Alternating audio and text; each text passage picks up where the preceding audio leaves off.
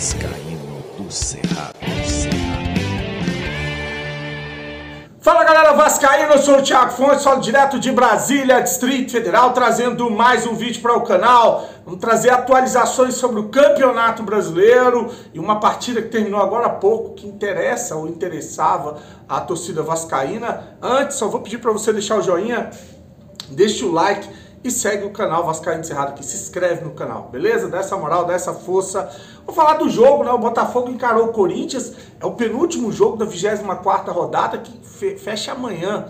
Amanhã o Atlético Mineiro recebe lá na Arena MRV o Cuiabá. Mas hoje o Botafogo foi a São Paulo encarar o Corinthians. Tinha uma possibilidade ali de abrir dos times que tropeçaram e que brigam para colar no Botafogo, como o Grêmio e o Palmeiras, mas sucumbiu jogando em Itaquera, graças ao Marçal, que foi expulso, né? Eu chamo de cabaço, né? O cara foi muito cabaço, uma entrada ali desnecessária, acabou acertando o jogador do Corinthians. No primeiro tempo foi expulso e o Corinthians, com um a mais, conseguiu buscar o gol no segundo tempo, né? E o Botafogo, terceira derrota seguida, vai dando mole o Botafogo, que estava com o Campeonato Brasileiro nas mãos. E na parte de baixo, o Corinthians, se o Vasco vence, por exemplo, o América, ia ficar um ponto do Corinthians. Aquele ponto maroto que ele ganhou porque não deram pênalti pro Grêmio, senão o Vasco empataria com o Corinthians. Mas lá, o Vasco ia ficar um ponto do Corinthians. Com essa vitória, o Corinthians abriu, foi para 30 pontos, né? Mesmo com a vitória, estou trabalhando com a vitória do Vasco em cima do América, claro que ainda vai atrás dessa vitória. O Vasco vai para 26 e fica a 4 pontos do Corinthians, que tem 30. O Corinthians, 10º colocado, tem 30, 11º o Cuiabá com 29, que joga amanhã contra o Atlético Mineiro. O 12º Cruzeiro 29, 13º o Inter 29, 14º São Paulo 28, 15º Goiás 26, 16º o Bahia 25, o Santos e o Vasco ali 17º, 18º, 24 e 23. Eu acho que o América e o Curitiba já caíram para a segunda divisão. Muito difícil a situação dos dois, né? Quem se deu bem nessa rodada, desses times que brigam para não cair, foi justamente o Corinthians, o Vasco e o Bahia, pela ordem aí dos jogos, né? O Corinthians jogou ontem, hoje o Vasco jogou ontem, o Bahia jogou antes. Então o Bahia venceu o Santos. O Bahia não, o Bahia se deu mal. Quem se deu bem foi o Santos. O Santos venceu de virada o Bahia, o Vasco goleou o Curitiba e hoje o Corinthians venceu o Botafogo. Então os três que se deram bem na rodada são o Santos, o Vasco e o Corinthians. Os três que se deram bem na rodada, tá? Para corrigir aqui o que eu falei. O Bahia foi mal nessa rodada, o Bahia, o Curitiba, o América, enfim, os times, o Goiás, né? O Goiás que empatou em 0-0. E aí tá a atualização do Campeonato Brasileiro. O Vasco agora é o jogo do Vasco na segunda, depois de terminar de amanhã, é o jogo do Vasco na segunda para pagar o jogo que ele tem a menos da 15ª rodada do Campeonato Brasileiro. Vamos continuar aqui, vou falar do Figueiredo. O Figueiredo tem sido pouco utilizado pelo Ramon Dias, foi convocado para disputar o Pan-Americano pela seleção. Acho que quem vai ser o técnico é o técnico Ramon, que está lá trabalhando para a seleção brasileira. O Pan-Americano vai ocorrer em Santiago e os jogos já tem data, inclusive, né? O Brasil pega os Estados Unidos no dia 26, a Colômbia no dia 29 e Honduras, Estados Unidos no dia 23, a Colômbia no dia 26 e a Honduras no dia 29. São os 3 jogos da primeira fase, a fase de grupo aí do Campeonato Pan-Americano, e o Figueiredo tem sido pouco utilizado, está indo para jogar na seleção do Ramon. Aliás, vários desses jogadores que eram usados frequentemente pelo Barbieri não têm tido oportunidade. Figueiredo é um, o Alex Teixeira é outro, o Eric Marcos, o Miranda, o Barros, enfim, esses jogadores não estão tendo chance com o Ramon Dias. Mas eu tô vendo uma coisa que também é meio covarde, né?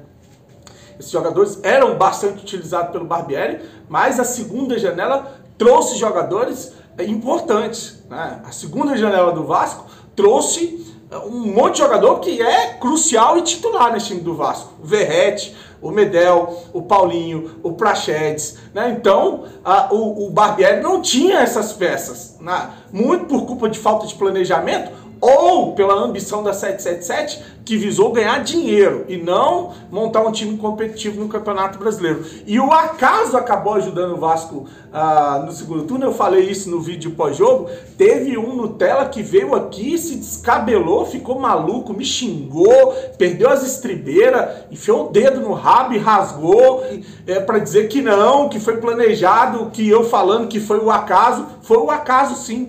Pega uma matéria do GE, e eu vou botar ela aí para você ver, o emocionado.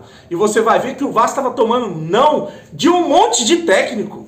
Que o Vasco, o técnico do Vasco era para ser o Rogério Ceni. O Vasco procurou o Rogério Ceni, tomou não. O Vasco procurou o Diego Alonso, tomou não. O Vasco procurou o Eduardo Cudê, tomou não. O Vasco sondou o Pesolano. E aí, só o Ramon Dias ali, já no final, nos 45 do segundo tempo, é que aceitou vir trabalhar no Vasco da Gama. E olha, quando ele chegou, foi uma demora para assinar, porque o que ele viu, ele se assustou. Ele se assustou. Então não era para vir o Ramon Dias, era o Rogério Ceni. Não era para vir o Verratti, era aquele outro lá, o Michael Santos, do Tadieres, que aí o presidente do Tadieres falou que se não tivesse garantia não ia liberar o jogador, porque o Vasco estava dando cano em todo mundo. É porque o vascaíno, tem muito vascaíno, torcedor de empresa, que tem a memória curta, mas aqui a gente não tem não. Aqui eu sei quem é o Salgado, eu sei quem é o Osório, eu sei quem é o Josh Wander, eu sei o que é essa 777. Amanhã, dia 23, né? O Atenção Vascaíno disse que amanhã eles vão depositar os 120 milhões. A grana do aporte da 777, que era para ter entrado no dia 1º.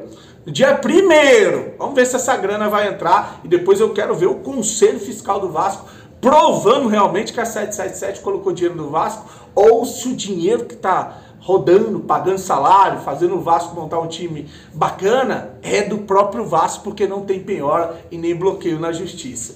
Aqui a gente trabalha com a verdade. Aqui a gente trabalha com a verdade. Sei que tem um monte de torcedor que fica puto, quer ouvir só falar de futebol. Não, aqui a gente fala de futebol, que a gente comemora, a gente vibra, mas a gente fala também dos problemas. Os problemas, eles não são enfiados para debaixo do tapete, né, para fazer de conta que eles não existem, não. Eles existem e aqui a gente fala sobre os problemas, tá? Bom, para finalizar, vou trazer uma entrevista que chamou a atenção do Rossi, ali na zona mista, depois do jogo contra o Curitiba. E o Rossi, que é um jogador de personalidade, né? Você vai lembrar, quando ele saiu do Vasco, aquela outra vez que ele esteve aqui, ele falou que foi porque não pagavam os salários, mas nunca escondeu a paixão, a vontade de voltar a trabalhar no Vasco, né? E naquela época já saíam notícias que ele tinha problema de relacionamento com os jogadores, com o elenco, mas a gente vivia um ambiente muito conturbado, salários que não eram pagos, um monte de problemas que a gente vivia no Vasco. Isso aí é outro fato, é fato. Os salários estão pagos. Isso aí é uma coisa sim que tem que ser elogiada. Os salários dos jogadores não tem mais salários atrasados. Eu imagino que não tem, né? Então ele saiu e ele sempre se mostrou um jogador de personalidade forte.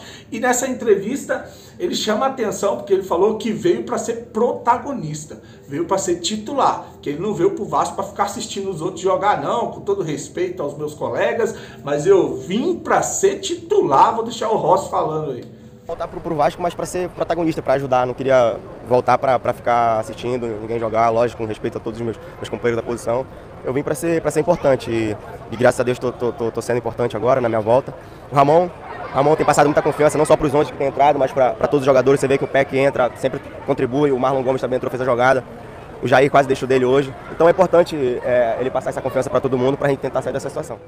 Bom, só um detalhe aqui, quando eu falei o acaso que trouxe o Ramon Dias, lógico, eu tô contextualizando a situação do Vasco, mas não me importa se for o acaso, o importante é que deu certo, isso é que importa, deu certo. Agora, para finalizar com humor, um bom humor, vou trazer o Rossi e o Laele, né? Ele falando sobre o Verratti, elogiando o atacante, que é um jogador que está vivendo um bom momento, que ele gosta de jogar com jogadores assim, e que a bola dele está entrando. Aí quando ele falou que a bola dele está entrando, ele falou no Laele, ficou bem engraçado. Então vou deixar aí o Rossi elogiando o Verratti e falando que a bola do cara tá entrando, tá? Curte o vídeo, se inscreve no canal, desejar para você um fim de semana abençoado, né? Aos que não gostam de mim, aos que não gostam do canal, mas vive aqui enchendo a porra do saco, um fim de semana abençoado para você também, tá bom? Nutella emocionado.